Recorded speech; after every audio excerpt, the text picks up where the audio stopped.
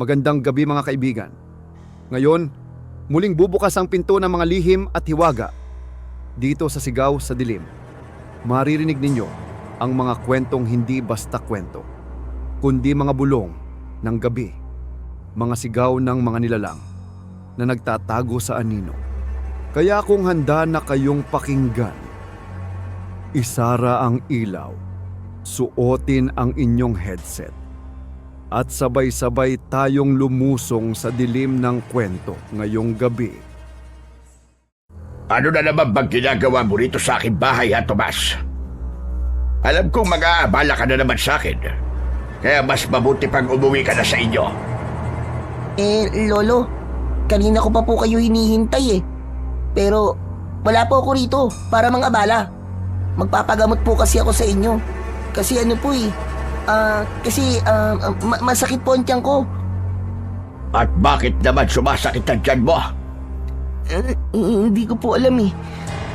Siguro po may nakain po kung ano o kaya eh, pinaparusahan po ako ng mga lamang lupa. Kaya tulungan niyo na po ako. Sobrang sakit na po talaga ng tiyan ko eh. Aray ko, hindi ko na po kaya, Mang Celso. Parang awa niyo na po. Aray, tulungan niyo po ako. Matamang tinignan ng matandang lalaki na si Mang Celso ang batang si Tomas. Nakahawak si Tomas sa tiyan nito.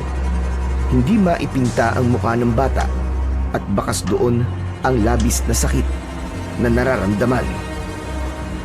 Si Mang Celso ay ang nag-iisang albularyo sa baryong yon. Siya ang takbuhan ng lahat sa tuwing merong may karamdaman o hindi kaya naman ay ginagambala ng kung anong elemento. Ngunit noon yun, dahil sa kasalukuyan, ay tila nawalan na ng tiwala ang mga tao sa kakayahan niya at sa mga albularyo sa ibang lugar. Nagpupunta ang ilan para magpagamot. Ang kakayahan niyang manggamot ay namana pa niya sa kanyang ama.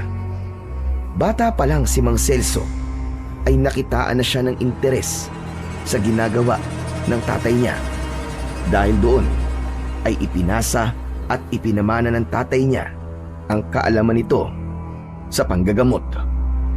Ngunit bukod sa pagiging albularyo, ay isa ring manunugi si Celso.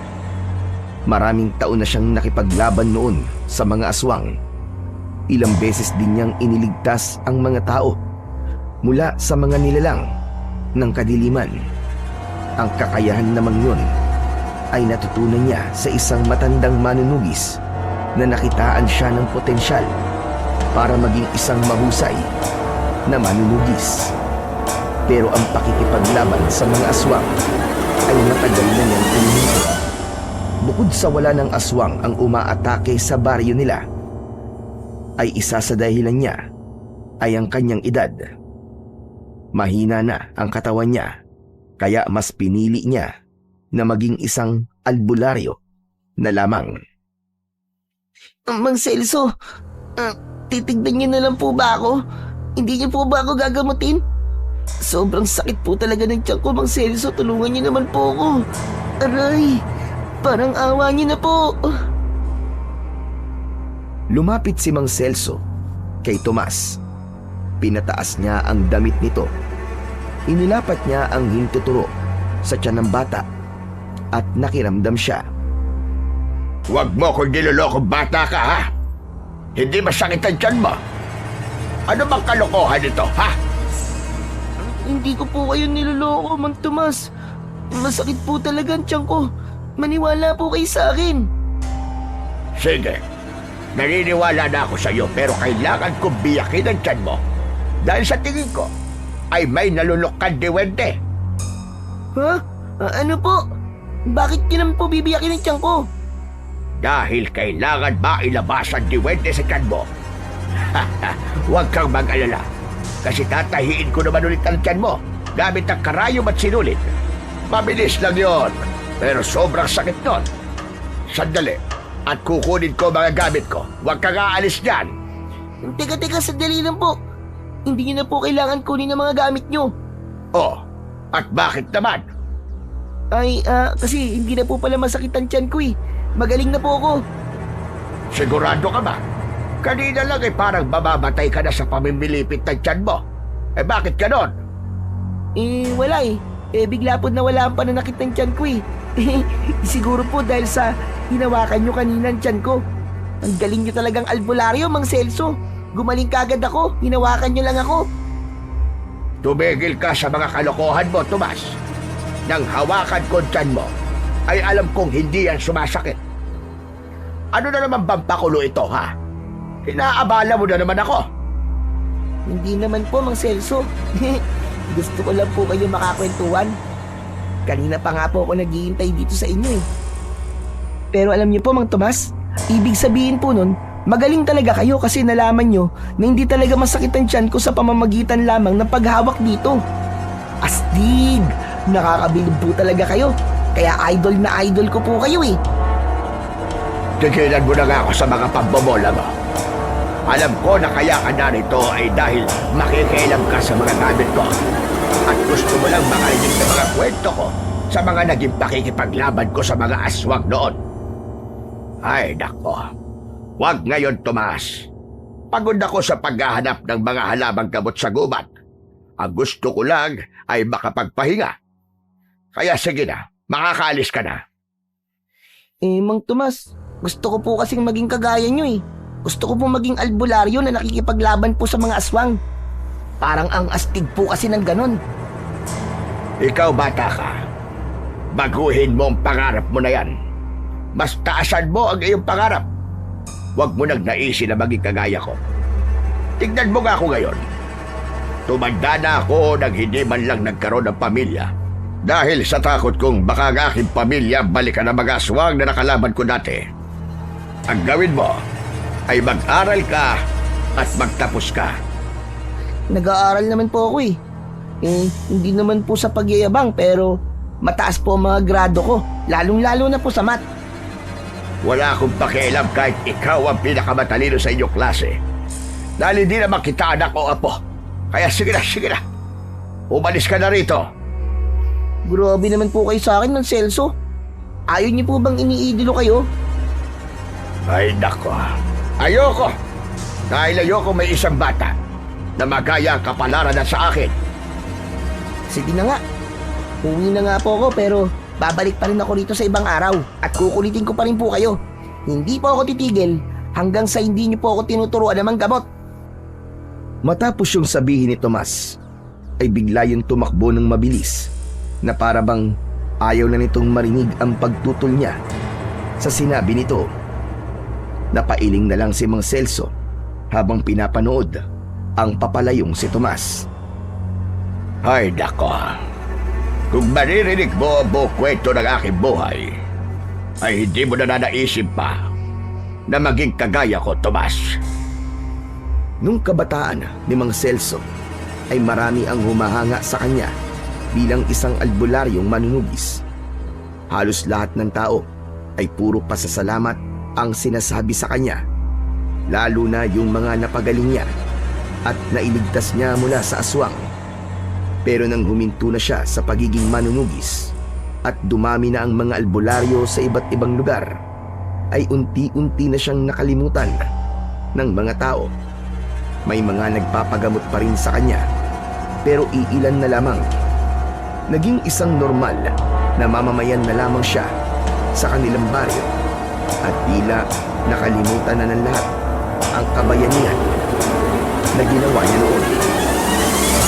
Ngunit sa kabila ng lahat ng iyon, ay umaasa pa rin si Mang Celso na babalik ang tiwala ng mga tao sa kanyang kakayahan. May pakiramdam kasi siya na kaya wala nang masyadong nagpapagamot sa kanya, ay iniisip ng marami na matanda na siya at hindi na siya gaanong magaling pagdating sa panggagamot. Makalipas ang ilang araw, ay narinig ni Mang Celso sa mga umpukan ng mga tao na may isang bagong albularyo sa kanilang lugar. Labis ang naging kuryosidad niya kung sino ang naturang albularyo. Isang umaga, habang abala si Mang Celso sa pagbibilad ng mga halamang gamot sa harapan ng kanyang bahay, ay lumapit sa kanya ang batang si Tomas. May dala yung saranggola at nakangiti ng malaki. Magandang umaga po, Mang Celso. Ano po yung mga dahon na binibilad niyo po? Hindi mo na kailangan malaman. Saka pwede bang umalis ka rito? Dahil alam kong mang-aabala ka na naman. Ganyan po ba ang tingin niyo sa akin? Palagi na lang nangaabala. Ilang beses ko po ba sasabihin sa inyo na gusto ko pong maging kagaya ninyo? At ilang beses ko din bang sasabihin sa'yo na iba na lang ang pangarapin mong maging paglaki mo.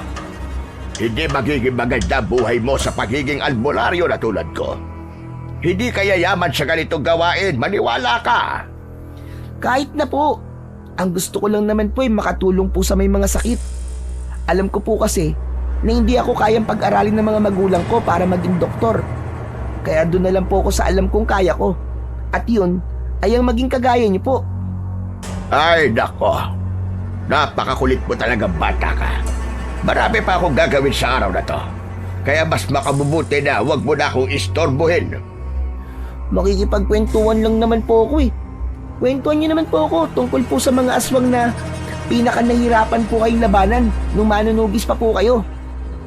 Anak na tetego. Napakakulit mo talaga, bata ka. Nagsisisi na tuloy ako kung bakit pa kita pinagbigyan ng unang beses kang humili. Nakwentuhan kita ng mga pakikipaglaban ko noon. Kaya tuloy araw-araw mo na akong kinukulit sa bagay na yan.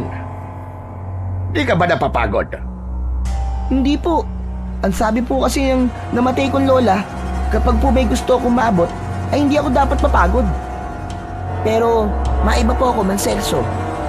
Alam niyo na po ba na may bagong albularyo po dito sa baryo natin? Biglang natigilan si Mang Celso sa sinabi niyo ni Tomas. Nakuha ng bata ang kanyang atensyon. Uy, Mang Celso, mukhang naging interesado po yata kayo nang sabihin ko yung bagong albularyo ah. Huwag po kayong mag-alala kasi sa tingin ko po ay mas magaling pa rin po kayo kaysa sa albularyong yun. Kayo po kaya ang nagpagaling sa tatay ko nung pagdaruan po siya ng isang engkanto. Magtigil ka nga, bata ka. At baka may makarinig sa mga sinasabi mo. Baka isipin na nakikipagpaligsahan pa ako nun sa bagong albularyo na yon. Isa pa, mas mabuti nga na may dumagdag na albularyo dito para may makakatulong na ako sa paggagamot sa mga tao may sakit. Ah, basta. Sa inyo pa rin po ako. Kapag nagkaroon po ako ng sakit, ay sa inyo po ako magpapagamot. Wala pa naman po napapatunayan yung bagong albularyo na yun eh. Hindi gaya po ninyo. Nasubok na ang husay at galing. Huwag mo na nga akong bulahin at umalis ka na. Sige po. Magpapalipad pa po kasi ako ng saranggola dun po sa may burol. Talagang dumaan lang po ako rito ng saglit. Pero baka bumalik po ako mamaya pagkatapos ko po magpalipad ng saranggola ah. Diyos ko, nakikiusap ako sa'yo, huwag ka na bumalik, Tomas. Ngumiti si Tomas at sa kayon masayang tumakbo papalayo. Aminado si Mang Celso na kahit makulit si Tomas ay ramdam niya na isa yung mabuting bata. Ramdam niya rin ang kagustuhan nitong maging isang albularyo kagaya niya. Pero dahil ayaw niya na matulad ito sa kanya na tumandang mag-isa sa buhay, ay palagi niyang pinipili na huwag itong turuan sa kanyang mga nalalaman pagdating sa panggagamot. Isang umaga, naglalakad si Celso na may bitbit na bayong. May laman yung mga gulay at isda. Galing siya sa palengke kung saan nagbebenta siya ng mga halamang gamot at langis na panghilot. Sa kanyang paglalakad ay napahinto siya nang makita niya ang mahabang pila ng mga tao na hindi niya alam kung para saan. Hindi kaya merong namimigay ng bigas? Aba, teka nga, hindi pwedeng hindi ako mabigyan. Lalapitan sana ni Mang Celso ang pila nang makita siya ng kapitan ng kanilang baryo na si Kapitan Berting. Napasimangot si Mang Celso dahil hindi niya gusto ang ugali ng kanilang kapitan. Masyado itong mayabang at kapag tumutulong ay palagi nitong sinasabi na sa bulsa nito nang galing ang perang itinutulong nito. Kahit ang totoo naman ay mula yun sa buwis ng mga tao. Oh! Mang Celso, kumusta na? Ang tagal na kitang hindi nakikita. Mukhang ngayon ka lang yata lumabas sa inyong lungga. Kung makapagsabi ka naman ng lungga, ano bang akala mo sa akin? Isang daga. Sadyang hindi ka lamang nag-iikot sa ating baryo, kaya hindi mo ako nakikita. Alam mo naman, abala ako sa mga proyekto ko para rito sa ating baryo. May ipapatayo kasi akong basketball court sa plaza para naman merong mapaglibangan ng mga kabataan dito sa atin. Maganda naman yan, Kapitan Berting. Pero sana naman, ay wag mo nalang lagyan ng pangalan mo ang basketball court na ipapagawa mo. Ikaw talaga, Mang Celso. Hindi pwedeng walang pangalan ko yun. Dahil yun ay aking proyekto. Ako nakaisip nun na ba? Oo nga pala. Ano bang ginagawa mo rito? Tinitignan ko kasi yung pila ng mga tao. Napakahaba kasi. Bakit? Magpapagamot ka rin ba? Magpapagamot? Anong ibig mo sabihin? Tingnan mo ikaw. Pipila ka sa pila. Hindi mo naman palalam kung para saan. Ang pilang yan ay para sa mga magpapagamot kay Alfonso. Teka, hindi kita maintindihan. Sino bang Alfonso? Isa pa siyang doktor? Sa tingin mo ba sa sobrang layo ng ating baryo sa bayan ay may doktor na pipiliin na manggamot dito? Hindi isang doktor si Alfonso. Isa siyang albularyo kagaya mo. Isang mas batang albularyo na sa ilang araw pa lang dito ay nakitaan na ng husay ng mga tao pagdating sa panggagamot. Kung ganon, siya ang bagong albularyo. Tama ka. Mukhang nakarating na rin pala sa'yo ang tungkol kay Alfonso. Pero bakit parang hindi ka masaya, Mang Celso? Hindi ba dapat maging masaya ka dahil makakapagpahinga ka na sa panggagamot? Sa bagay, matagal ka na nga palang nakakapagpahinga dahil halos iilan na lamang ang nagpapagamot sa'yo. Ini-insulto mo ba ako, Berting? Kahit uugod-ugod na ako, ay hindi ako hihinto sa panggagamot. Yan ang tandaan mo. Aba, hindi. Hindi kita iniinsulto. Pasensya ka na kung ganun ang dating na sinabi ko sa'yo. Hindi ko intensyon na ikaw ay mainsulto. Kung iisipin mo na naiinggit ako sa bagong albularyo ay nagkakamali ka, Kapitan. Naranasan ko na kung anong nararanasan niya ngayon.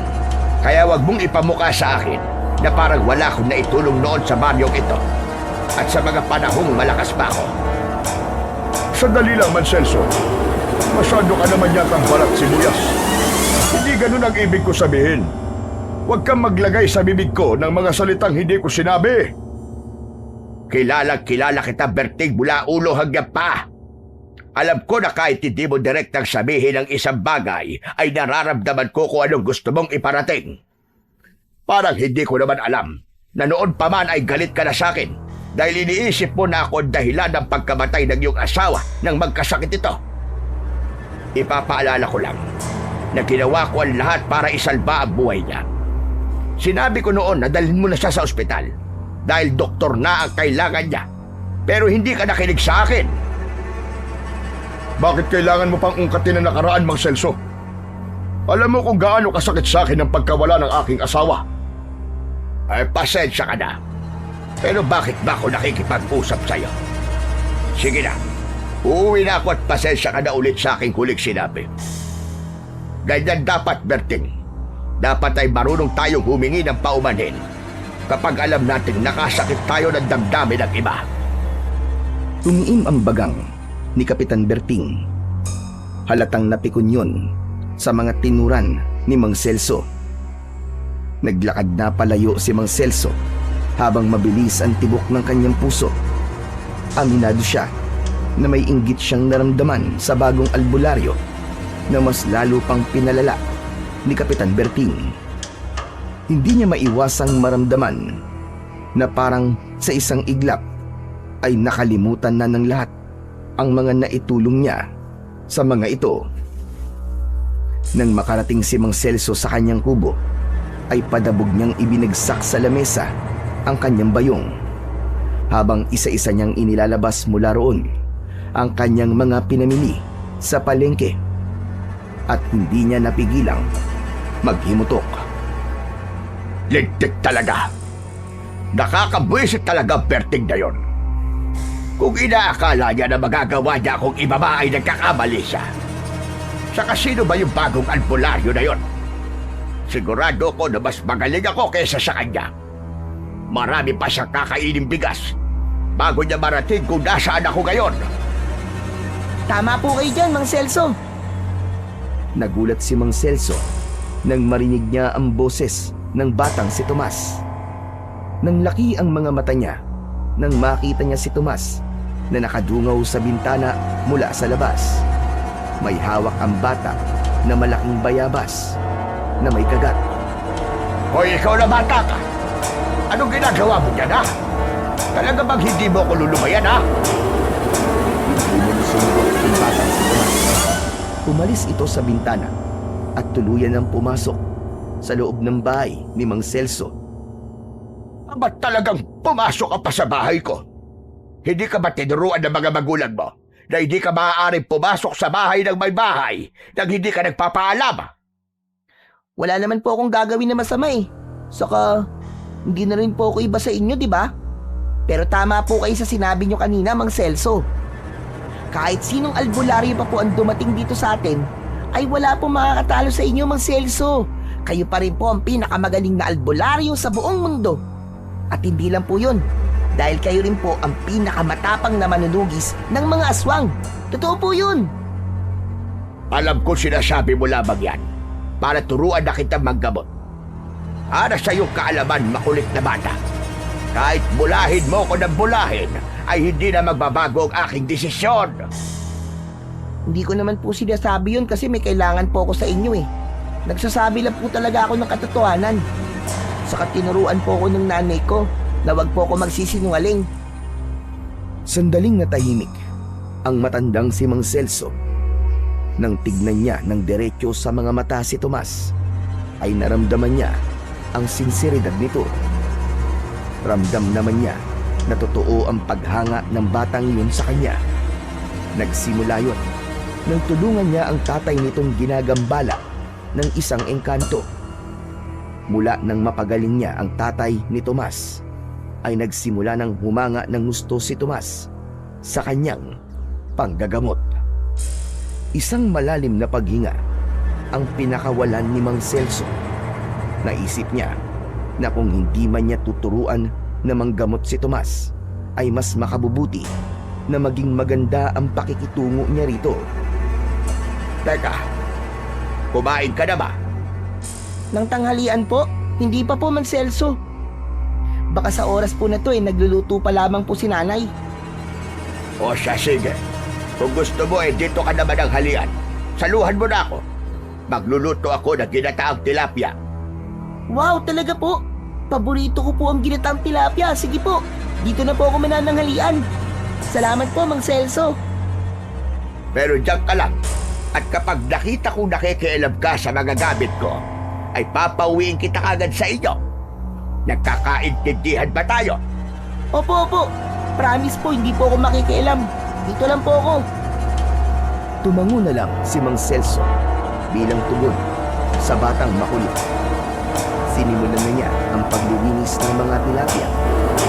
Nang maging abala na siya sa kusina, ay nawala na ang atensyon niya kay Tomas. Medyo malapit na kasi ang oras ng pananghalian, kaya nagmamadali na siya sa kanyang pagluluto para naman makakain na sila. Makalipas ang ilang sandali, ay natapos na ni Mang Celso ang pagluluto. Pinuntahan na niya si Tomas sa sala para tawagin ito.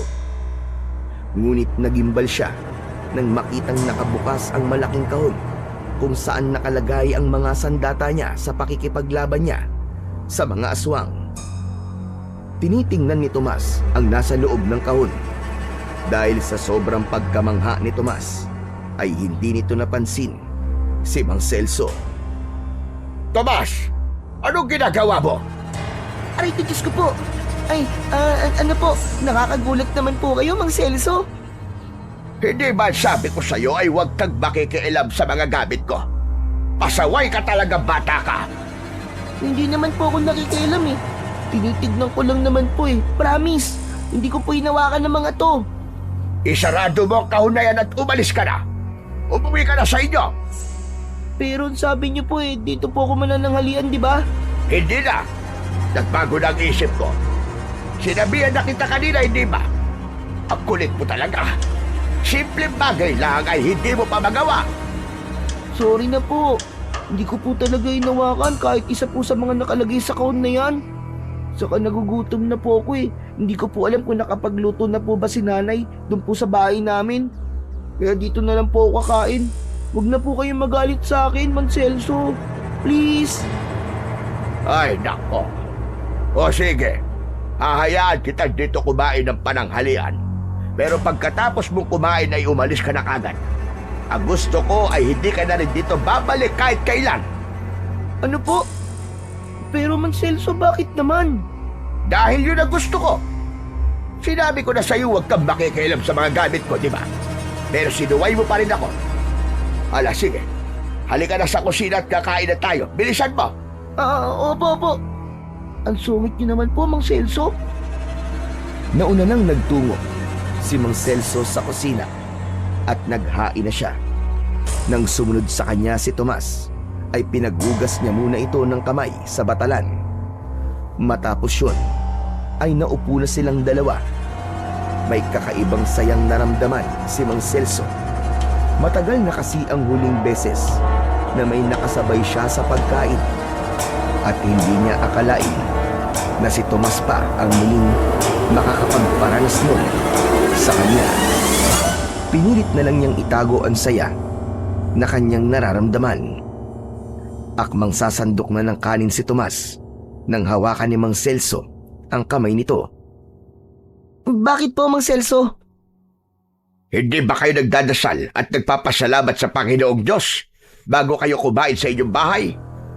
Hindi po Diretso na po kami kumakain. Pwes, dito ay hindi ganon. Kailangan muna natin magdasal bago tayo kumain. Hinintay ni Mang Celso na pumikit si Tomas bago siya pumikit at sinimulan ang maikling panalangin. Diyos amang makapagyarihan sa lahat. Maraming salamat sa biyayang nasa aming harapan. Naway mabigyan kami nito ng lakas na kakailanganin namin para sa araw na ito. Gabayan mo po kami sa lahat ng aming ginagawa. Muli, maraming salamat po. Sa pangalan ni Jesus. Amen. Amen. Pwede na po ba tayong kumain, Mang Celso? Pwede na. Sige na. Kumuha ka na ng pagkain mo. Ito po ang unang beses na makakakain po ako ng luto nyo kaya excited po talaga ako Huwag kang masyadong masamit dahil hindi ako masarap magluto. Matapos ang unang subo ng batang si Tomas sa pagkain, ay nanlaki ang mga mata nito. Wow! Ang sarap po ng luto nyo, Mang Celso. Masarap naman po pala kayo magluto Hindi lang pala kayo sa panggagamot magaling, kundi maging sa pagluluto din.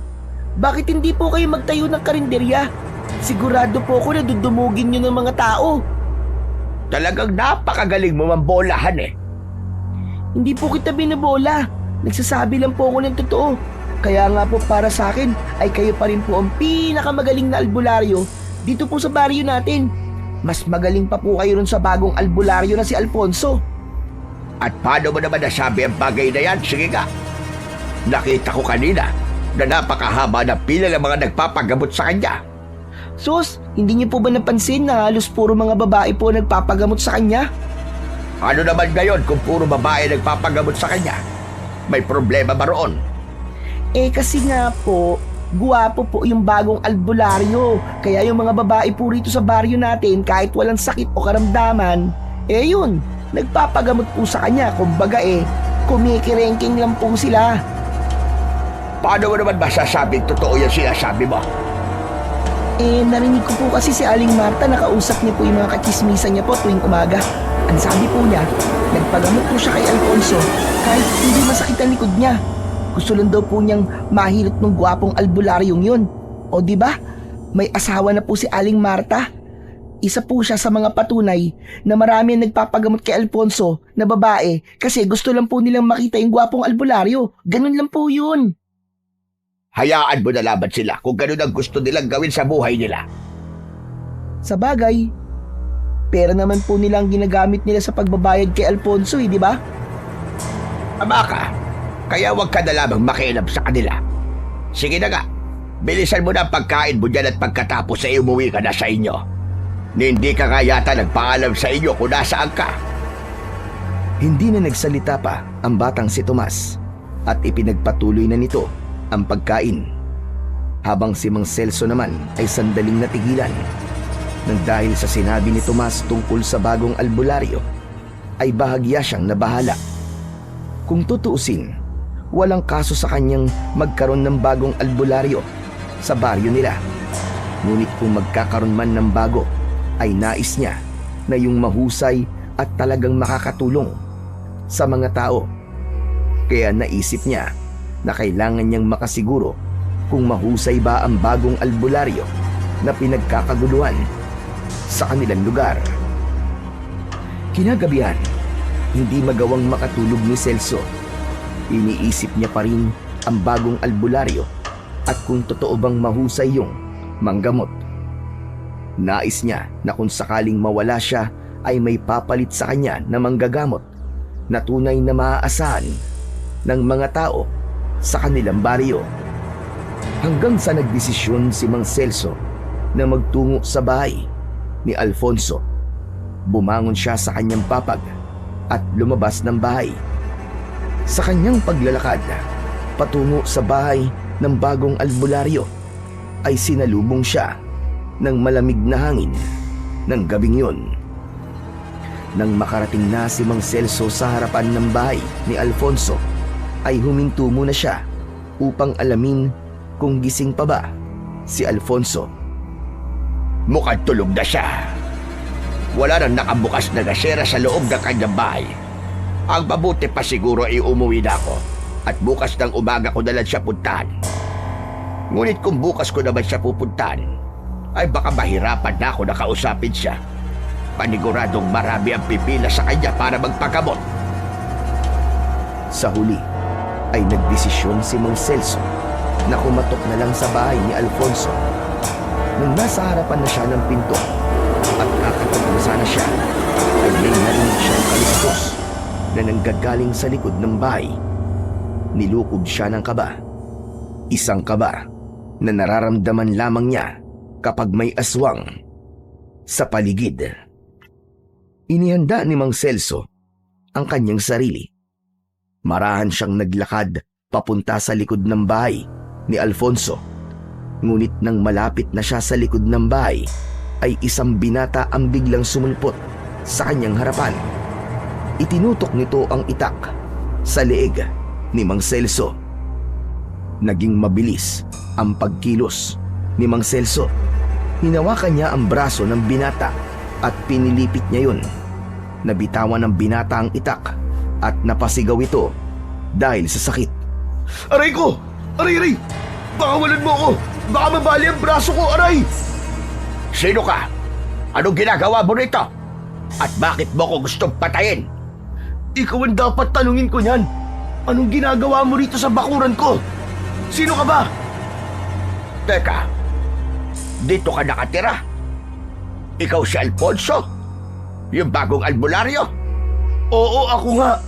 At narito ka sa bakuran ko. Kaya pwede kitang idemanda. Agad namang pinakawalan ni Celso si Alfonso. Nakangiwing humarap ang binata kay Mang Celso habang marahan itong hinihilot ang braso. Nang makita niya ang mukha ni Alfonso, ay hindi na siya nagtaka kung pagkaguluhan man ito ng mga kababaihan sa baryo nila. Tunay ngang guwapo si Alfonso at bukod doon, matangkad din ito at may magandang pangangatawan. Pasensya ka na. Hindi pa kasi kita kilala kaya ang akala ko kung sino ka. At hindi rin kita kilala kaya sagutin mo ang tanong ko. Anong ginagawa mo rito sa bakuran ko ng ganitong oras? Magnanakaw ka ba? Teka, hindi ako magnanakaw. Ako si Celso, Ako ang albularyo sa baryo na ito. Nagpunta ako rito dahil naisa na kitang makilala. Pasensya ka na kung ganitong oras ako nagpunta dahil alam kong bukas ng umaga ay magiging abala ka sa dami ng magpapagamot sa iyo. Kung ganun, ikaw ang sinasabi ni Kapitan Berting na matandang albularyo rito. Ikaw pala si Mang Celso.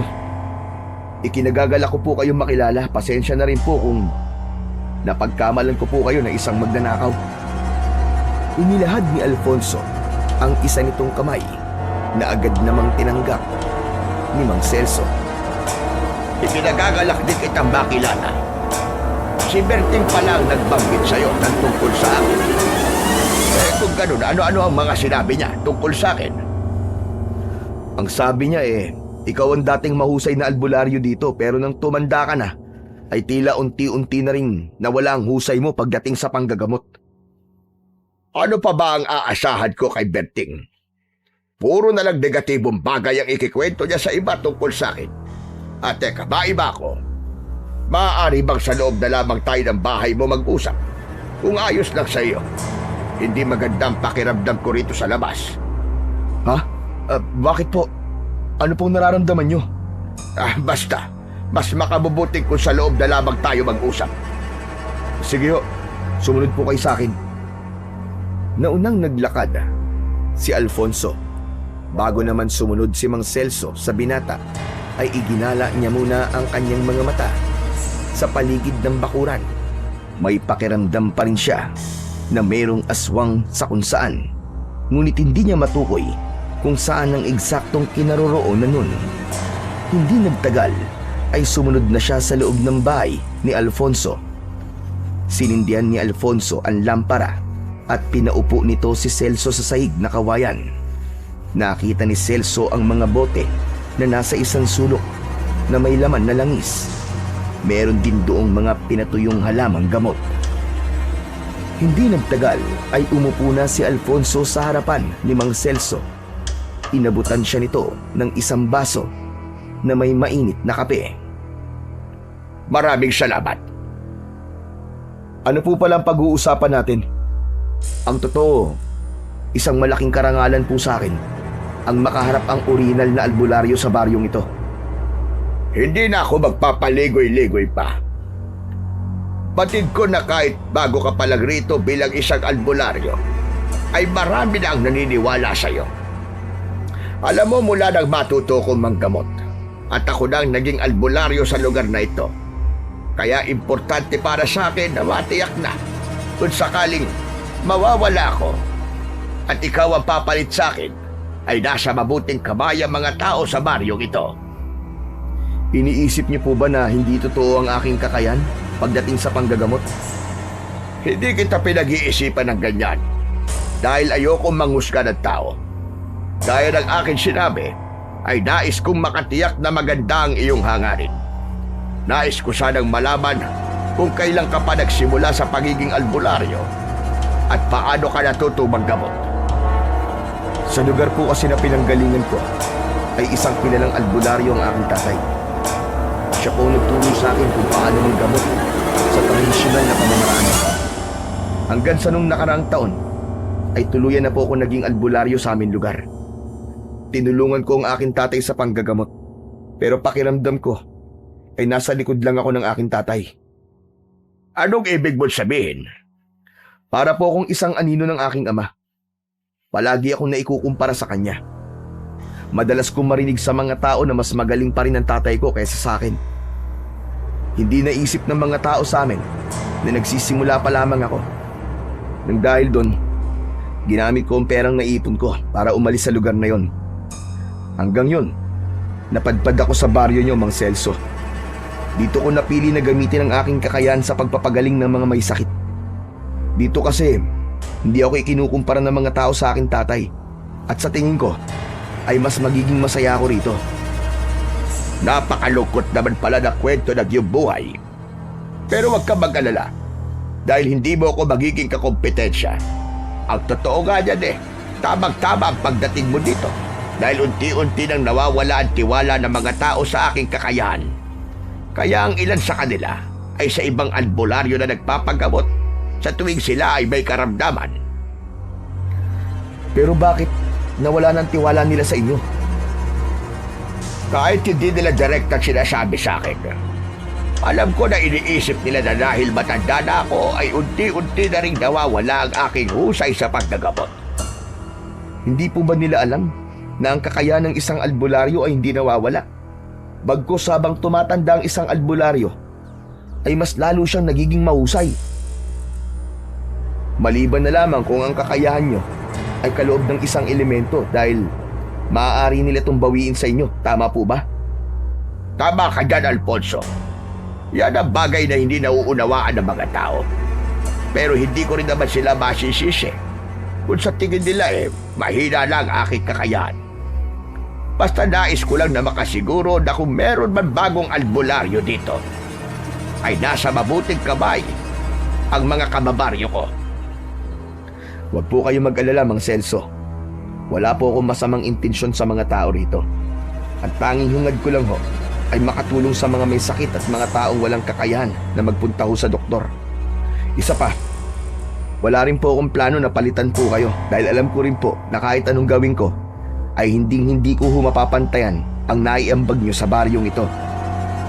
Pinapahanga mo ko sa mga sinabi mo sa akin, Alfonso. Nang dahil dyan ay kampante na ako. Sigurado na ako na isa kang albularyo na may mabuting hangarin. Nakikita ko tuloy ang aking sarili sa iyo nung ako ay nasa ganyang edad. Maraming salamat po, Mang Celso. Isang malaking karangalan po para sa akin na marinig ang mga ganyang salita mula sa inyo. O siya, sige, paano? Humahaba na masyado ang ating pag-uusap. Malalim na ang gabi at alam ko na nais mo na rin magpahinga. Ako ay magpapaalam na at uuwi na ako sa aking kubo. Ihatid ko na po kayo sa inyo. Hindi na kailangan. Kaya ko ang aking sarili. Salamat na lang. Magkasabay na tumayo sina Mang Celso at Alfonso. Inihatid na ni Alfonso si Mang Celso sa may pinto. Matapos yun, ay naglakad na si Mang Celso pabalik sa kanyang bahay. Hindi niya inasahan na magiging maayos ang pag-uusap nila ng mas bata at bagong albularyo sa kanilang lugar.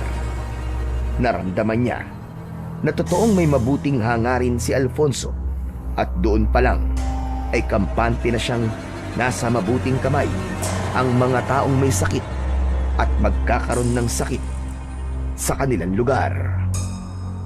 Sa mga lumipas na araw ay napansin ni Mang Celso ang patuloy na pagdami ng mga taong nagpapagamot kay Alfonso. Halos araw-araw ay may mahabang pila sa harap ng bahay ng binata.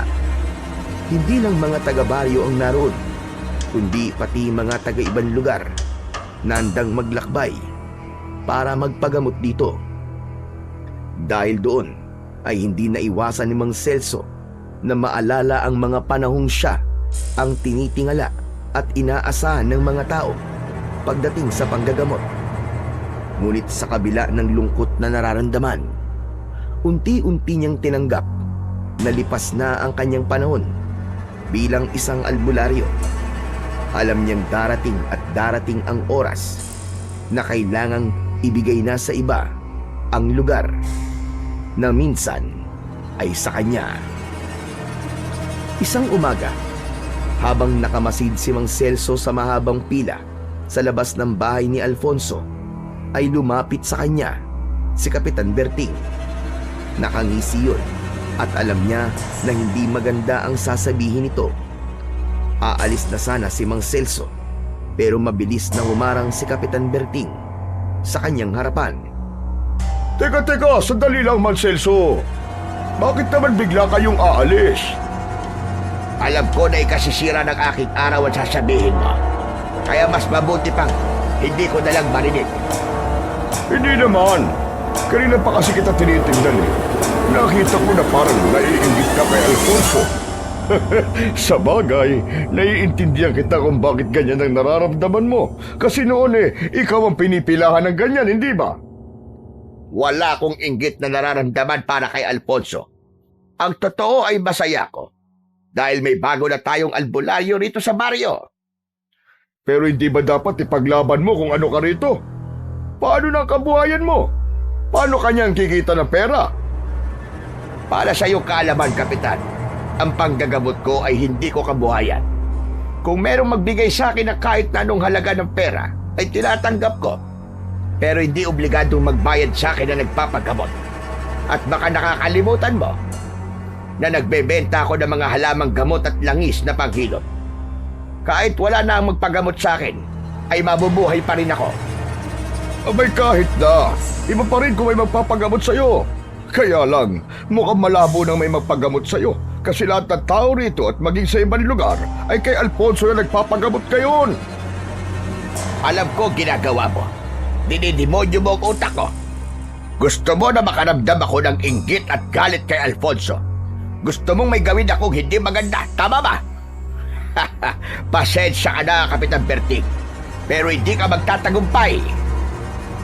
Hindi na hinintay ni Mang Celso na makapagsalita pa si Kapitan Berting at tuluyan na siyang lumayo rito. Kahit ang lingunin ang kanilang kapitan ay hindi na niya ginawa. Malalaki ang mga akbang na naglakad siya hanggang sa makarating siya sa kanyang bahay. Napapailing na napaupo si Celso sa isang mahabang upuan na nasa harapan ng kanyang kubo. Pambihira. Iba rin talaga ang ugali ng Berting na yon. Para siyang demonyo na binubuyo ako na gumawa ng masama. Bakit ba kasi hindi niya matanggap na wala akong kasalanan kung bakit namatay ang kanyang asawa? Sa gitna ng pag-iisa ni Mang Celso ay biglang dumating ang batang si Tomas. Humahangos ito na para bang may importante itong sasabihin. Ikaw, Tomas, ngayon pa lang ay sinasabi ko na sa'yo na wala akong oras na makipag-usap sa iyong bata ka. Umalis ka na at medyo mainit ang ulo ko ngayon. Wala po ako rito para kulitin po kayo, Mang Celso. May kailangan lang po akong sabihin sa inyo. May hindi po magandang nangyari. Tomas, kung kasinungalingan na naman yan ay huwag ngayon. Sinabi ko na sa'yo, medyo mainit ang ulo ko. Mang Celso, si Aling Marta. Natagpuan po siyang patay sa gitna ng palayan. Napatayo si Mang Celso. Tumakbang siya palapit kay Tomas habang may gulat sa kanyang muka. Totoo ba yung sinasabi mo? Opo, hindi po ako nagsisinungaling. Kung gusto niyo po sumama pa po kayo sa akin para kayo po mismo makakita. Hindi na nagdalawang isip si Mang Celso na sumama kay Tomas. Malayo pa lang sina Celso sa palayan ay tanaw na niya ang napakaraming tao na naroon. May mga pulis na rin siyang nakita. Nang makalapit sa umpukan ng mga tao, ay hinawi ni Mang Celso ang mga yon. At nang makita niya ang katawan ni Aling Marta, ay labis siyang kinilabutan. Wakwak ang tiyan at dibdib ni Aling Marta. Nakalabas ang mga lamang loob nito. Naliligo yun sa sarili nitong dugo. Nakadilat ang mga mata at nakanganga ang bibig na parabang labis itong pinahirapan bago nalagutan ng hininga. O di ba? Sabi ko po sa inyo, Mang Celso eh. Nagsasabi po ako ng totoo eh. Hindi mo dapat nakikita bagay itong bagay. Tara na, umalis na tayo rito. Hinawakan ni Mang Celso sa kamay si Tomas at hinila na niya ito palayo roon. Nang makalayo na sila, ay doon na niya binitiwan si Tomas. Malalaki ang mga akbang na naglakad si Mang Celso pabalik sa kanyang bahay. Nang makauwi na siya, ay kinuha niya ang itak na nasa kusina. Nagtungo siya sa likod ng kanyang bahay at kinuha niya ang mga kawayan na naroon. Sinimulan niyang lagyan ng tulis ang isa sa mga kawayan. Mang Celso, ano pong ginagawa niyo? Oh, bakit nandito ka pa rin? Umuwi ka na sa inyo. Mang Celso, sa tingin niyo po ba ay aswang po ang pumatay kay Aling Marta? Hindi ba ganun yung itsura ng mga biktima ng aswang base po sa mga kwento niyo sa akin dati? Tama ka. Malakas ang kutob ko na aswang ka ang pumatay kay Marta. Aswang lamang ang makakagawa ng ganong kabrutal na pagpatay. Kaya kailangan kong maging handa sa kung anong pwedeng mangyari sa mga susunod na gabi. Okay. Kuha ko na po ngayon. Kaya niyo po nilalagyan ng matutulis na dulo yung mga kawayan kasi babalik na po kayo sa pakikipaglaban sa aswang.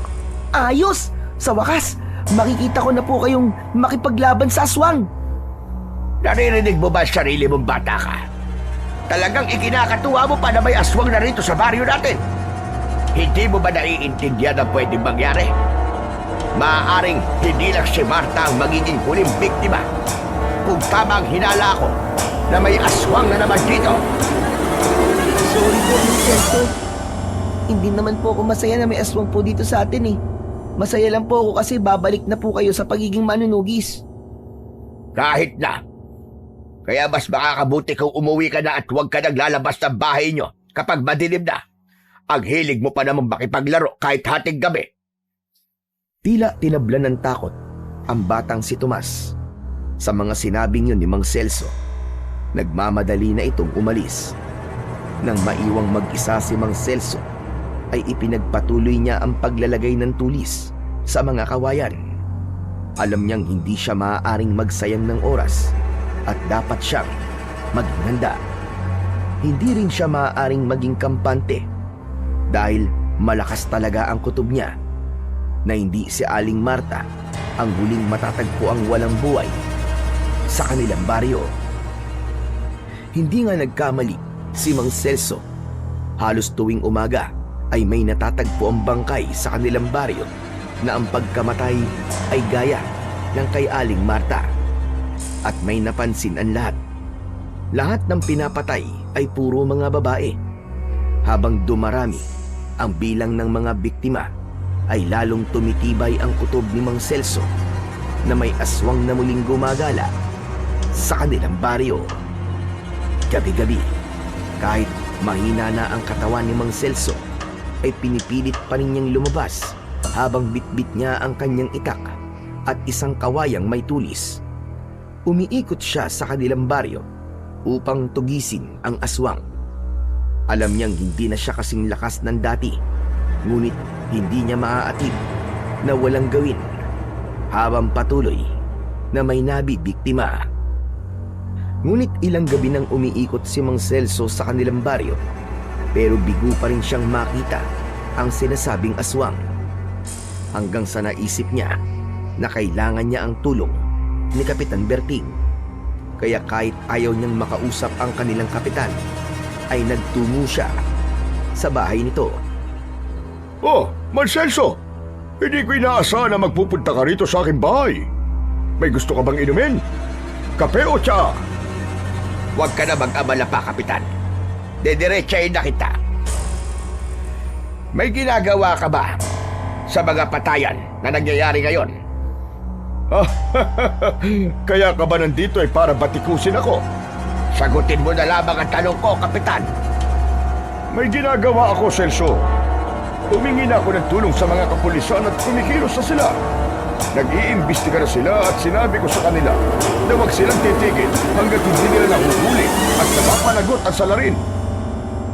Sa palagay ko ay walang magagawa ang mga pulis sa nangyayari ngayon, Berting. Teka, ano bang ibig mo sabihin?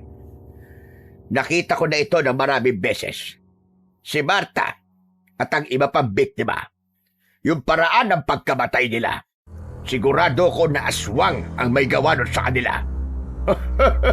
Ano bang kalokohan niyang sinasabi mo? Aswang? Aba, matagal nang walang aswang dito sa atin ah. Hindi ba ikaw pa mismo ang umubos sa kanila noon? Pero hindi imposible na mangyari ulit yon. Maniwala ka sa akin. Aswang ang pumatay sa kanila. Sandali. Alam ko na kung bakit pinipilit mo na aswang ang pumapatay dito sa ating baryo. Gusto mo muli kang makilala ng mga tao, no? Nais mo na maging bida ka kasi ikaw lang ang may kakayang makipaglaban sa mga aswang dito sa lugar natin. Akala mo ba ay hindi ko alam na gabi-gabi kang nagro-ronda ng mag-isa? May mga nakakakita sa'yo at ipinarating nila sa akin yun. Hindi ko na kailangan gumawa ng paraan para maging kilala sa lugar na ito, Berting.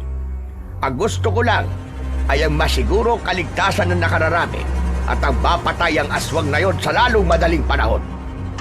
Sa kabila ng mga hindi magandang nangyayari, ay ganyan pa talaga ang naiisip mo. Nandito ako para hingin ang tulong mo. Kailangan ko ang tulong ng mga tanod. Kailangan namin magronda gabi-gabi. At hindi kami maaaring huminto hanggat hindi namin napapatay ang aswang na yon. Hindi na muna nagsalita si Kapitan Berting. Tila pinag-isipan nito ang mga sinabi ni Mang Celso. Umasa si Mang Celso na ibibigay ni Kapitan Berting ang tulong na kanyang hinihingi. Ngunit nang bagyang tumawa ang kapitan at umiling, ay parang alam na niya kung ano ang sasabihin nito. Pasensya ka naman, Celso. Alam ko na nagmamalasakit ka lang, pero hindi ko pwedeng utusan ng mga tanod na samahan ka sa pagroronda gabi-gabi. At bakit hindi? Kapakanan ng mga tao nakasalalay dito. Unang-una, Mang Celso, hindi pa tayo sigurado na aswang nga ang pumapatay sa mga biktima. Ama, ano pa bang gusto mo? Makita mo muna yung aswang bago ka kumilos. Ganun na nga. Kailangan ko muna makasiguro na may aswang dito sa atin.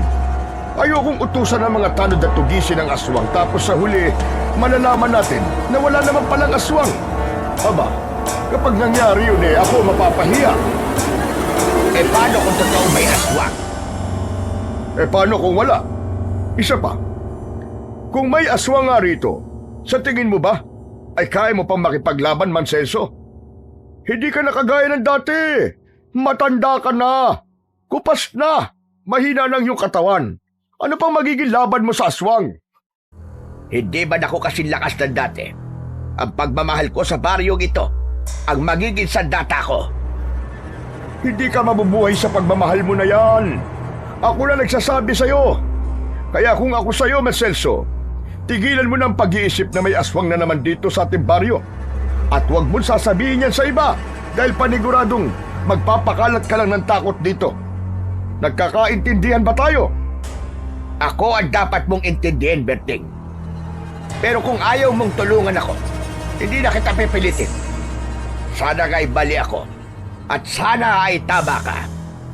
Maraming salamat na lamang sa wala. Walang anuman, Mang Celso. Kung kailangan mo ng tulong sa ibang bagay gaya ng benepisyo para sa mga matatandang kagaya mo, ay lumapit ka lang sa akin at huwag kang mahihiyang magsabi. Sige, mag-iingat ka sa pag-uwi mo at baka madapa ka. Nang uuyam, nangungisi si Kapitan Berting at doon napagtanto ni Mang Celso na isang maling desisyon na humingi pa siya rito ng tulong. Pero wala siyang pinagsisisihan sa kanyang ginawa dahil alam niya na malinis ang kanyang layunin. At nang sandaling yon, tinanggap niya na mag-isa lang siya sa laban na yon at nangako siya sa kanyang sarili na hindi siya titigil hanggat hindi niya napapatay ang aswang na nanggugulo sa kapayapaan ng kanilang baryo. Nang makauwi na si Mang Celso sa kanyang bahay, ay doon sumiksik sa utak niya ang mga sinabi ni Kapitan Berting. Dumungaw siya sa bintana at kusang bumalik sa alaala niya ang panahon na malakas pa siya at kaya pa niyang makipaglaban at makipagsabayan sa mga aswang. Hindi niya naiwasang ikumpara ang kanyang sarili sa dating Celso na malakas. Diyos ko, hindi ko na ba talaga kayang ipagtanggol ang baryong ito mula sa aswang? Ang dapat ba sa akin ay huwag nang makialam dahil baka sa huli ay ako lang ang mapahamak. Hindi ko naman gustong muling makilala dahil sa aking kabayanihan. Ang tanging gusto kong mangyari ay muling bumalik ang kapayapaan sa lugar na ito. Nanamdaman ni Mang Celso ang matinding pangliliit sa kanyang sarili. Ngunit napagtanto niya na hindi makakatulong sa problema ng baryo nila kung maniniwala siya sa mga sinabi ni Kapitan. Kaya kahit alam niyang hindi na siya kasing lakas ng dati, ay nagdesisyon na siya na tapusin ang kanyang nasimulan. Kinagabihan, pagsapit ng 10:00 ng gabi, ay lumabas si Mang Celso ng kanyang bahay. Dala niya ang isang kawayang may matulis sa dulo, habang sa bewang niya naman ay nakasabit ang kanyang bagong hasang itak. Nagsimula siyang suyurin ang kanilang baryo at sa kanyang paglalakad ay may naramdaman siyang sumusunod sa kanya. Huminto si Mang Celso at lumingon sa kanyang likuran.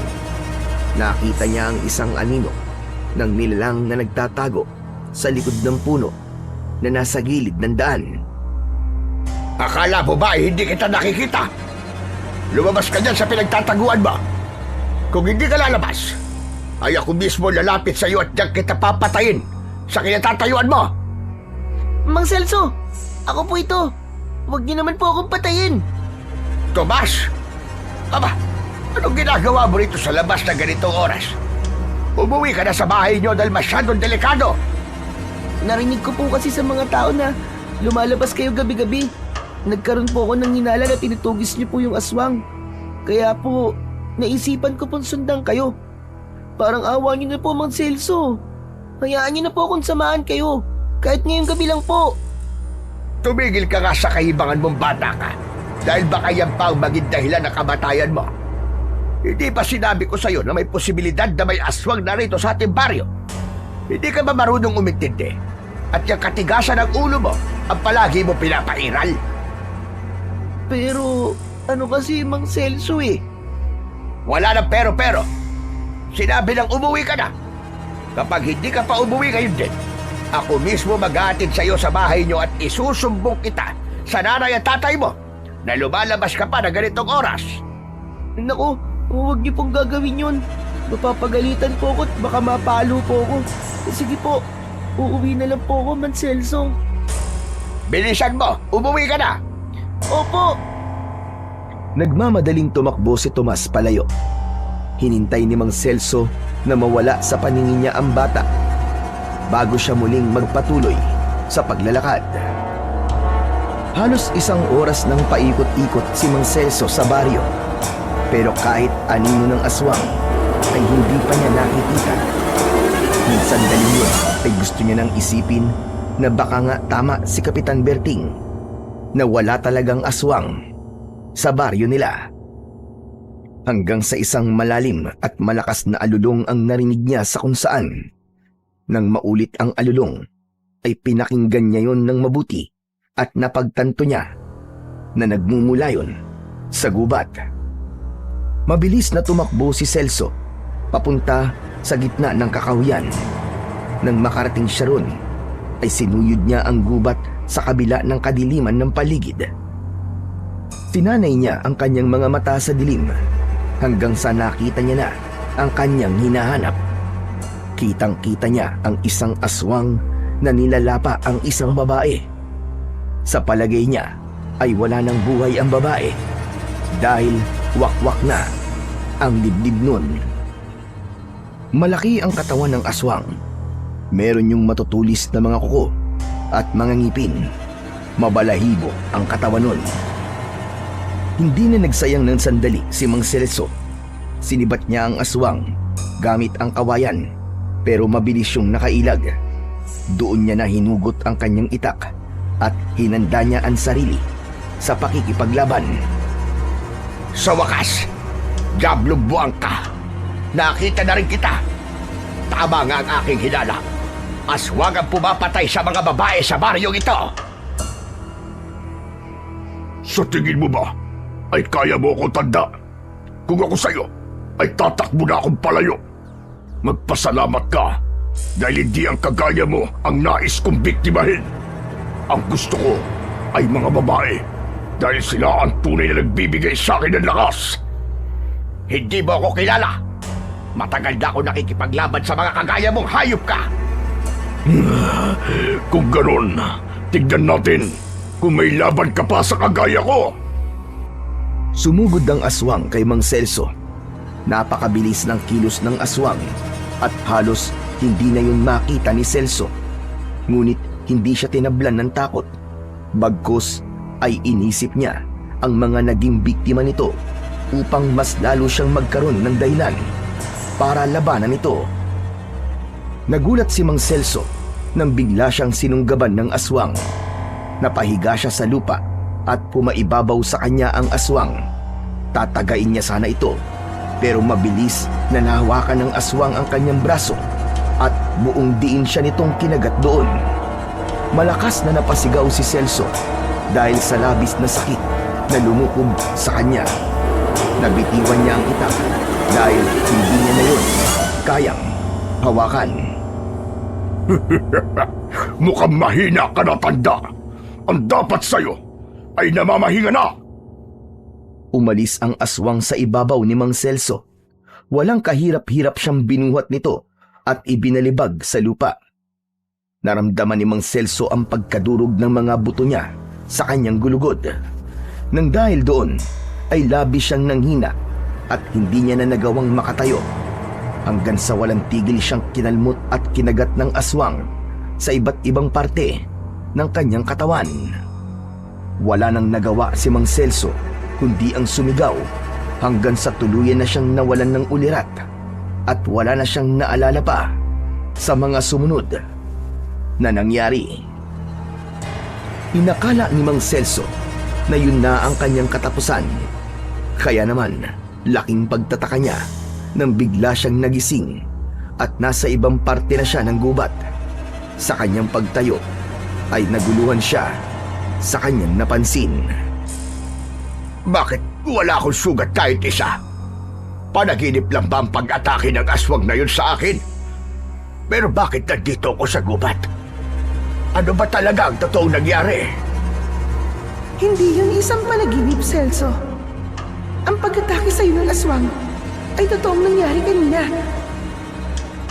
Nagulat si Mang Celso sa boses ng isang babaeng kanyang narinig.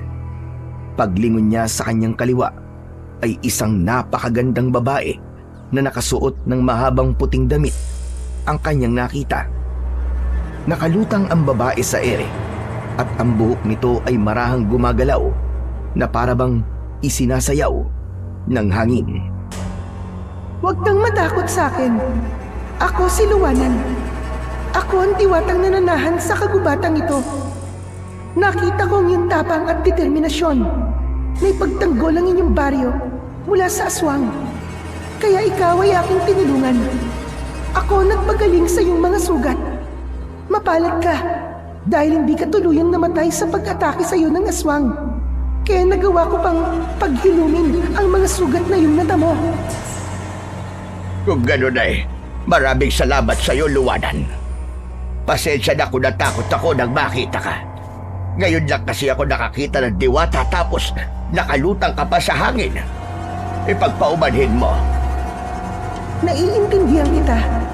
Dahil ang mga nilalang na kagaya ko ay bihirang magpakita sa isang mortal. Nagpapakita lang ako sa mga taong alam kong may malinis na puso. Gusto ko rin magpasalamat sa pagliligtas mo sa buhay ko, mahal na diwata. Ang akala ko talaga katapusan ko na. Hindi ko kayang hayaan na may mangyaring masama sa iyo. Lalo na't kailangan ng inyong baryo ang isang kagaya mo. Nais kitang tanungin, Celso. Gaano mo ba ninanais na matalo ang aswang na yon? Hindi ko kayang ipaliwanag, mahal na diwata, kung gaano ko kagustong matalo at mapatay ang aswang na yon. Sa unang biktima pa lang ng aswang, ay nagkaroon na kagad ako ng pagnanais na wakasan kagad ang kasabay niya. Kahit duda ko na kaya ko pang makipaglaban, ay wala na akong pakialam. Kahit ito pa ang maging dahilan ng aking kamatayan. Ngunit, bakit may sasakripisyo ang sarili mong buhay para sa mga taong tila tinalikuran ka na? Paumanhin, ngunit nababasa ko ang nasa loob ng iyong isipan. Kaya maging ang bagay na yan ay aking nalalaman.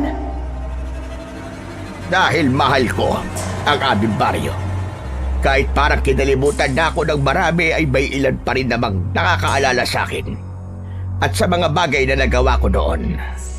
Gaya na lang ng isang batang si Tomas. Hanggat may isang taong naniniwala sa akin, ay hindi ako titigil na protektahan ang aming baryo. Tunay na malinis ang iyong kalooban, Celso. Kaya nakapagdesisyon ako na tulungan ka para magtagumpay ka sa iyong hangarin.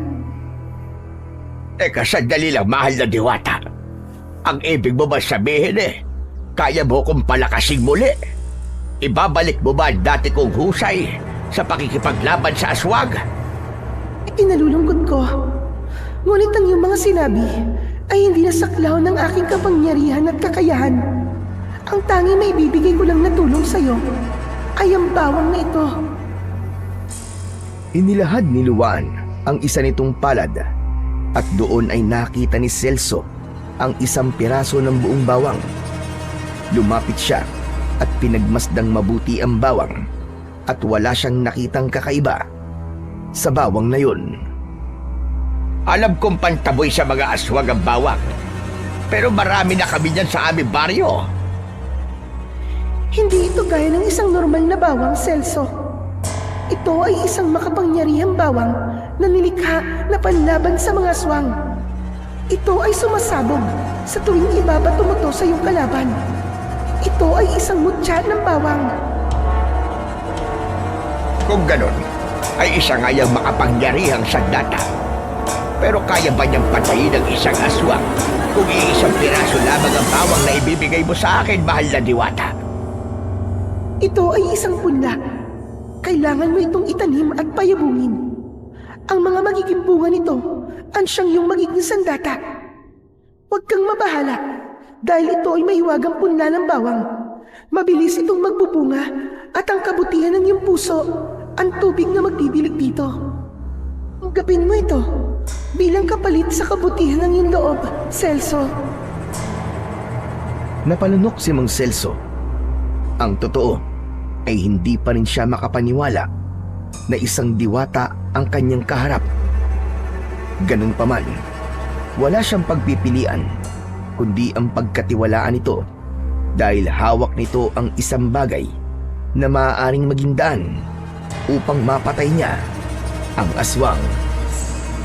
Walang pagdadalawang isip na kinuha ni Mang Celso ang mutya ng bawang at inisip niya na sa mutyang yun nakasalalay ang paglaya ng kanilang baryo mula sa takot sa aswang na maraming buhay na ang kinuha. Maraming salamat sa iyo, mahal na diwatang Luwanan. Sisikapin ko na huwag kang biguin sa tiwalang ibinigay mo sa akin. Wala ka nang dapat pang patunayan sa akin o sa kahit na kanino. Matagal mo nang pinatunayan ng iyong sarili at isa ko sa mga saksi sa bagay na yon. Ang kailangan mo lang gawin ay talunin ang aswang na naghahasik ng lagim sa inyong baryo. Ipagdadasal ko kay Bathala ang iyong tagumpay. Matapos yung sabihin ng mahal na diwatang si Luwanan, ay unti-unti itong naglaho sa harapan ni Mang Celso. Nang tuluyan ng mawala si Luwanan, ay tumiim ang bagang ni Mang Celso. Pinagmasdan niya ang mutya ng bawang na nasa kanyang kamay. Hindi nagtagal ay nagsimula ng maglakad si Mang Celso pabalik sa kanyang tahanan. Nang makarating siya roon, ay agad siyang pumunta sa likod ng bahay at agad siyang naghukay. Itinanim niya ang mutya ng bawang sa lupa at nang tabunan niya yun ng lupa, ay naramdaman niya na malapit na niyang matalo ang aswang. Nangako siya sa kanyang sarili na hindi niya sasayangin ang pangalawang buhay na ipinagkaloob sa kanya ng Panginoon at ni Diwatang Luwanan. Kinabukasan ng umaga, pagkagising ni Mang Celso ay hindi pa rin siya makapaniwala na buhay pa siya hanggang ngayon.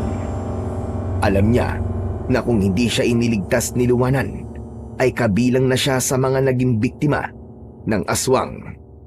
Nang maalala niya ang itinanim niyang mutya ng bawang kagabi, ay nagmamadali siyang nagtungo sa likod ng kanyang bahay at labis siyang namangha sa kanyang nakita. Jesus Mariosep, totoo ba ito? Napakarami na kagad na sumibol na dahon ng mga bawang. Totoo nga na mahiwaga ang bawang na ibinigay sa akin ni Luwanan. Sinimulan na kagad ni Mang Celso ang pag-aani sa mga bawang. Matyaga niyang hinukay ang mga bunga at inipon ang mga yon sa isang basket. Habang abala siya sa kanyang ginagawa, ay bigla naman dumating ang makulit na batang si Tomas na may dala pang tirador. Wow! Astig! Ang dami niyo naman pong inaaning bawang, Mang Celso. Pero teka, parang hindi ko naman po napansin na may nakatanim kayong bawang dito ah. Bakit meron na kagad? Huwag ka muna magpakita sa akin, Tomas. Hindi ko pa nakakalimutan ang kasalanan mo kagabi. Mang Celso naman oh, huwag na po kayong magalit sa akin. Sorry na po. Gusto ko lang naman pong makita na nakikipaglaban po kayo sa aswang eh. Yun lang po yun. Teka, ano po pala nangyari? Nakita niyo na po ba yung aswang? Nakalaban niyo na po ba? Oo, nakita ko siya sa gubat. Naglaban kami, pero nakatakas siya. Sayang! Dapat pala sinundan ko kayo nang hindi niyo alam. Nakita ko na sana ang matagal ko nang gustong makita. Ay nako, sayang talaga. Kung ginawa mo yon, ay talagang hindi na kita kakausapin. Isa pa, huwag na nga matigas ang ulo mo, pwede ba? Kahit sa pagkakataong ito lang, ay makinig ka sa sinasabi ko sa'yo.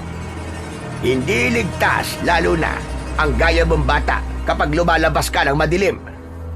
Saka ka na ulit lumabas-labas kapag napatay ko na ang aswang na yon. Sige po, Mang Celso. Kung yan po talaga ang gusto niyo, isusundin ko na lang po. Pero Mang Celso, alam niyo po ba na may natagpuan na naman pong bangkay ng babae sa gubat? Alam ko na yan. Bago ko pa makaharap yung aswang na yun, ay nakita ko siyang nilalapa yung babae na yon. Sayang lang at nahuli talaga ako ng dating.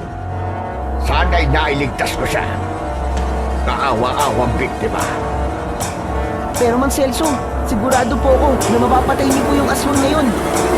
At kapag nangyari po yun, sigurado ako mapapahiya ang mga taong minamaliit po kayo. Lalo na si Kapitan Berting. Kung ano-ano po sinasabi niya sa mga tao rito. Bakit? Ano ba sinasabi niya sa mga tao? Ang sabi po niya ay hindi na raw po kayo magaling na albularyo at hindi na raw po kayo gaya ng dati. Ipinagkakalat pa po niya na wag na magpagamot sa inyo mga tao at kay Alfonso na lang magpagamot. And taas-taas po ng maningil ng Alfonso na yun. Hindi po kagaya nyo na kahit magkano po tinatanggap nyo po. Kuminsan nga wala pa. Hindi ko alam na mataas maningil si Alfonso sa kanyang serbisyo. Kaya nga po hindi ko alam kung bakit marami pa rin po nagpapagamot sa kanya hanggang ngayon. Kahit ang singil niya po ay parang nagpapagamot na po sa ospital. Kuminsan nga labis pa po Depende po sa sakit. Inalis muna ni Mang Celso sa kanyang isip ang nalaman niya tungkol kay Alfonso. Naisip niya na sa aswang dapat muna ang kanyang buong atensyon at saka na niya kakausapin ang bagong albularyo na si Alfonso kapag natapos niya na ang problema nila sa namiminsalang aswang. Sandaling iniwanan ni Celso si Tomas. Pumasok siya sa kanyang bahay upang maghugas ng kamay sa batalan. Nang bumalik siya sa likod ng bahay para kunin ang mga bawang na kanyang naani, ay wala na roon si Tomas at naisip niya na umuwi na ang bata sa bahay nito o pumunta sa kung saan. 10 piraso ng bawang ang naani ni Mang Celso. Hindi niya hinukay ang mismong mutya ng bawang dahil alam niya na muli yung magbibigay sa kanya ng mga panibagong bunga. Kung kailan yun mangyayari ay hindi niya alam. Pagsapit ng tanghali ay nagtungo si Mang Celso sa gubat upang kumuha ng mga halamang gamot na kanyang ibibenta. Nang nasa loob na siya ng gubat ay binalikan niya ang lugar kung saan siya inatake ng aswang. Naroon pa ang natuyong dugo mula sa kanya at sa babaeng pinatay ng halimaw. Napatiim bagang siya sapagkat alam niya na malaki ang posibilidad na mamayang gabi ay muling aatake na naman ang aswang. Hanggang sa isang boses ng lalaki ang tumawag sa kanya mula sa kanyang likuran. Mang Celso! Mang Celso, ikaw po ba yan?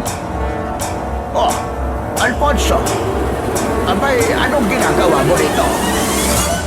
Kapansin-pansin ang gulat sa muka ni Alfonso nang makita nito si Mang Celso. Naghahanap po ako ng halamang gamot eh. Ang sabi po kasi sa akin ni Kapitan Berting, ay dito kayo naghahanap ng mga ganun. Alam nyo na, kailangan ko ng mga halamang gamot dahil ginagamit ko yun sa panggagamot ko eh. Tama ka. Marami nga ritong halamang gamot. Pero mag-iingat ka sa pagkuha mo. Dahil may mga halamang may lason dito. Nakamukhang kamuka ng mga halamang gamot. Huwag po kayo mag-alala, Mang Celso. Kasi kilala ko po mga halaman na magagamit ko sa panggagamot. Pinag-aralan ko rin po yun. Mabuti naman kung ganon. Oo nga pala. Meron akong gustong itanong sa'yo. Pero sana ay huwag kang magagalit. Mang Celso, bigla naman po akong kinabahan. Ano po bang itatanong niyo sa akin? May nakapagsabi kasi sa akin na naniningil ka sa paggagamot mo. At hindi lang basta naniningil, kundi malaki ang sinisingil mo sa mga nagpapagamot sa'yo. Totoo ba yon, Alfonso? Bakit? Mali ho ba na maningil ako? May serbisyo po akong ginagawa at ibinibigay sa kanila. Wala naman po sigurong mali sa ginagawa kong yun. Hindi ko naman sinasabing mali ang iyong ginagawa. Pero sana naman, Alfonso, maisip mo na halos lahat ng mga tao sa baryong ito ay hikahos sa buhay. Isang kaing, isang tuka. Kung sisingilin mo sila ng malaki, baka parang nagpa-ospital na rin sila. Ako kasi donasyon lamang ang ibinibigay nila sa akin kapag ginagamot ko sila. Kung magkano ang ibigay nila sa akin, kahit piso pa yan, ay malugod kong tinatanggap. Kahit nga gulay at prutas ang iabot nila sa akin, ay walang problema. Mang Celso, parehas ho tayong albularyo. Pero magkaiba naman ho tayo ng pamamaraan ng paniningil. Kung maningil man ako ng malaki, ay wala na kayo dapat pakialam doon. Isa pa sulit naman ang binabayad nila sa akin dahil talagang napapagaling ko sila. Kung hindi naman ako mahusay na albularyo, malamang wala na magpapagamot sa akin. At dito nagtatapos ang ating kwento ngayong gabi. Kung nagustuhan ninyo ang karanasang ito, huwag kalimutan ang Sigaw sa Dilim, ang tahanan ng mga kwentong nag-iiwan ng takot at tanong sa inyong isipan. Mag-subscribe, i-like at i-share ang video na ito para mas marami pang marinig ang mga bulong ng dilim. Hanggang sa muli. Ingat kayo sa gabi, sapagkat hindi lahat ng ingay sa dilim ay guni-guni lamang.